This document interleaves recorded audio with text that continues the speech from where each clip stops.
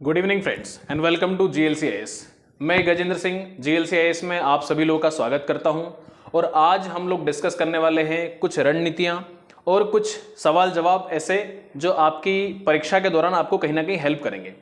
ये कुछ बातें ऐसी नहीं है कि जो बड़ी दुर्लभ हो, हम सभी लोग जानते हैं, लेकिन कहीं ना कहीं हम सभी लोग ये कॉमन मिस्टेक्स करते हैं जिनको आप लोग अपनी ह्यूमन एरर्स भी बोल सकते हैं, कॉमन मिस्टेक्स भी बोल सकते हैं। तो मैं अपनी जो मेरा जितना अनुभव है टीचिंग का, पढ़ाई का, पढ़ाने का, जो कुछ भी, उन तमाम चीज़ों को आप लोगों के साथ कंक्लूड करना चाहता हूं और आप लोगों के लिए हो सकता है उनमें से कोई एक भी बात आपके लिए कहीं ना कहीं फायदेमंद हो। तो आज हम लोग डिस्कस करने वाले हैं, बात करने वाले हैं किसी भी एग्जाम को लेकर। अब वो एग्जाम आपकी कोई सी भी हो सकती है, चाहे वो MPPSC ही क्यों ना हो।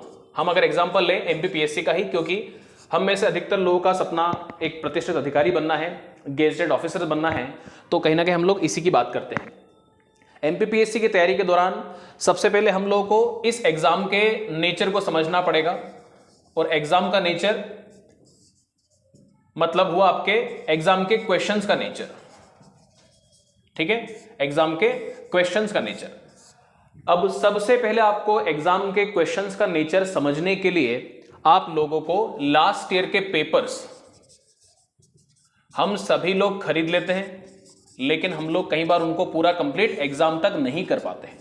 कई लोगों के पास 5-5 साल 7-7 साल पुराने पेपर्स खरीदे हुए रखे हुए हैं, जो भी आप last 15 years, last 20 year, last 10 year papers हम सभी लोग खरीदते हैं, लेकिन हम लोग उनका ठीक तरीके से एनालिसिस नहीं करते हैं।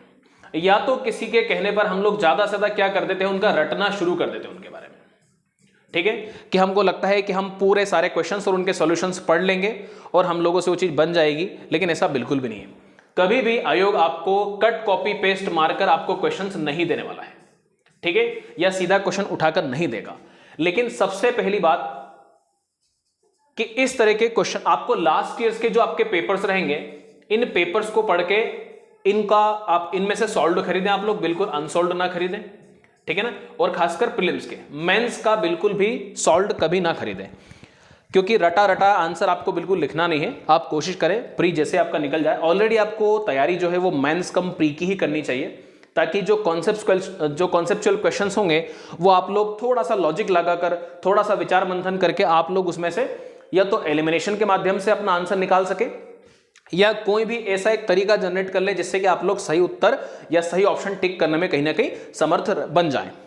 अब लास्ट ईयर के जो सॉल्व्ड पेपर्स होंगे प्री के, इससे आप हर सब्जेक्ट और सब्जेक्ट के बाद उसका डोमेन आपको सब्जेक्ट और सब्जेक्ट का डोमेन आपको पता करना है कि आखिर किस सब्जेक्ट के कौन से टॉपिक से कैसा क्वेश्चन आएगा।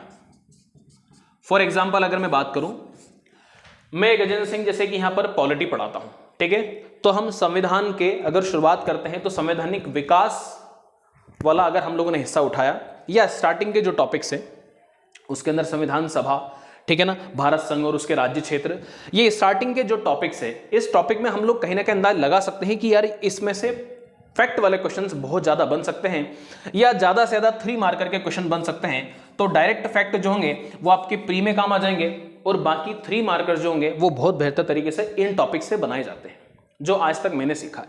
आगे कई सारे टॉपिक्स ऐसे होते हैं जैसे संघवाद, केंद्र राज्य संबंध, संघवाद है, केंद्र राज्य संबंध है। यहां यदा कदा ही आप लोगों को देखने को मिलेगा कि 3 या 5 नंबर के क्वेश्चंस वहां आते हो, 3 नंबर के तो बहुत कम, 5 नंबर, और अगर आप नए पैटर्न के हिसाब से देखा जाए तो 11 मार्क्स के क्वेश्चंस जो हैं वही आप लोगों को वहां पर देखने को मिलेंगे। तो कहीं ना कहीं ये बार बार पढ़ने से, बार बार आपका चीजों का मूल्यांकन करने से, पेपर्स लगाने से, पेपर रीड आउट करने से आपको ये पता चल जाएगा कि आप लोगों ने कहां गलतियां की है, कहां नहीं। हम सभी टॉपिक्स को एक ही नजरिए से कवर करते रहते हैं, हर टॉपिक को हम लोग इतना डेप्थ में जाते रहते हैं कि हम लोग को बाद में पता चलता है कि यार सभी लोगों का, बाकी जो लोग सिलेक्ट हो रहे हैं उन लोगों का time to time syllabus cover हो रहा है, वो लोग रिवीजन भी कर रहे हैं। हाँ, माना कि इस अनुभव के लिए भी आपको एक समय देना पड़ेगा। कोई भी व्यक्ति अपने आते ही भंवर को पर आए, कोचिंग ज्वाइन करी और तुरंत ही ये सब ज्ञान इतना आसान हम लोगों को भी नहीं पता था। धीरे धीरे कई सारी हम लोगों ने भी गलतियां करी और उसके बाद में ये तमाम चीजें हम लोगों ने सीखी। और सीधी बात है, आपको अपनी गलती एक्सेप्ट करना कभी भी कोई नकारात्मक चीज नहीं होती है। जिस चीज को एक्सेप्ट करके हम लोग बहुत अच्छी छलांग मार सकते हैं, अगर वो काम हमको करने को अगर अवसर मिले तो उसको सबसे प्रथम दृष्टया सबसे पहले उसी काम को करें। तो कहीं ना कहीं मेरा सबसे पहला आप लोगों से यही निवेदन है कि आप लोग लास्ट ईयर की जो सॉल्व्ड प्री के पेपर्स हैं, क्योंकि भाई सीधी बात है प्री पहली कड़ी है, मेंस और इंटरव्यूज के बाद की बात है, तो सबसे पहले आप लोग इस पर ध्यान दें। बाकी तैयारी मेरा अनुरोध है आप सभी लोगों से कि आप मेंस कम प्री की करें। और मैं इन तमाम चीजों के लिए जो आपको बताने वाला हूं, इसके लिए हम सब लोगों ने JLCIS टॉप 50 प्लेटफॉर्म ने आप सभी लोगों के लिए रामबाण बैच शुरू किया है। और इस रामबाण बैच में लगभग इस होलिस्टिक अप्रोच, ये जो सर्वांगीण आपका विकास करेगी, और इस समग्र अध्ययन के लिए हम लोगों ने JLCIS टॉप 50 का रामबाण बैच शुरू किया है, जो बहुत ही अफोर्डेबल कॉस्ट का है।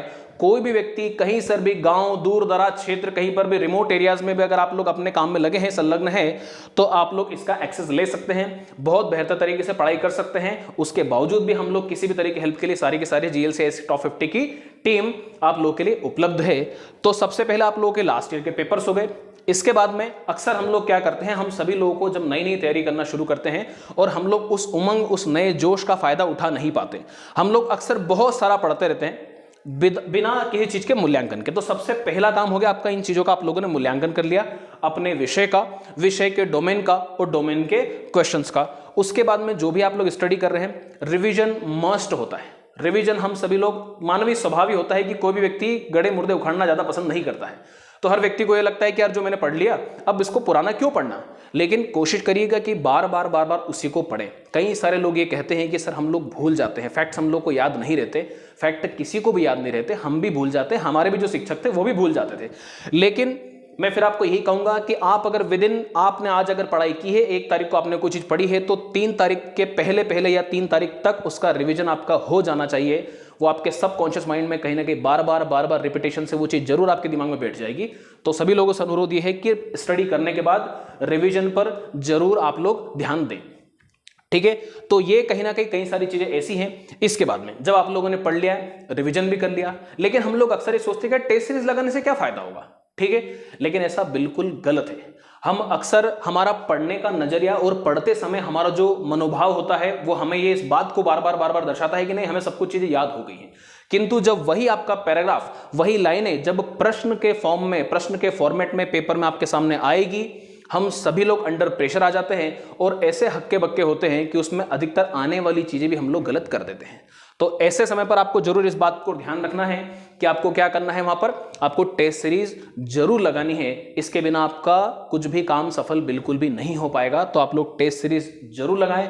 और इन तमाम चीजों के लिए हम लोगों ने सबसे बेहतर तरीके से एक रामबाण कोर्स लॉन्च किया है। मैंने आपको कल भी बताया, पुराने वीडियो लेक्चर्स में मैंने बताया कि उसके अंदर आपके वीडियो लेक्चर्स हैं, आपके उसके पास TLTs हैं, FLTs हैं, ई नोट्स ऑलरेडी अवेलेबल हैं। तो आपके एक छोटे से फोन के अंदर आपको अगर पूरी की पूरी तैयारी का अगर ऑप्शन मिल रहा है, तो आप जल्द से जल्द और सबसे बेहतर तरीके से अपनी तैयारी को अंजाम देने के लिए JLCIS टॉप 50 के 1499 वाले कोर्स में जरूर जुड़ें। हमारे रामबाण बैच का उद्देश्य यही है कि हम लोग आपकी समग्र तैयारी में आप सब लोगों के सहयोगी बन सकें, ठीक है, और कहीं ना कहीं आपके लिए एक बेहतर रास्ता तैयार कर सकें, ठीक है।